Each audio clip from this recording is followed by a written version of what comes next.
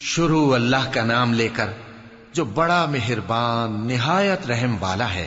اے پیغمبر صلی اللہ علیہ وآلہ وسلم، اپنے پروردگار عالی شان کے نام کی تسبیح کرو، جس نے انسان کو بنایا، پھر اس کے اعضاء کو درست کیا، اور جس نے اس کا اندازہ ٹھہرایا، پھر اس کو رستہ بتایا، اور جس نے چارہ اگایا، پھر اس کو سیاہ رنگ کا کوڑا کر دیا۔ اے نبی صلی اللہ علیہ وآلہ وسلم، ہم تمہیں پڑھا دیں گے، پھر تم فراموش نہ کرو گے، مگر جو اللہ چاہے۔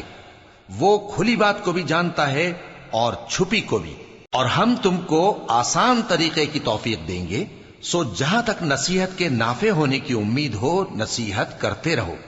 جو خوف رکھتا ہے وہ تو نصیحت حاصل کرے گا، اور بے خوف بدبخت اس سے کترائے گا۔ جو بڑی تیز آگ میں داخل ہوگا، پھر وہاں نہ مرے گا اور نہ جیے گا۔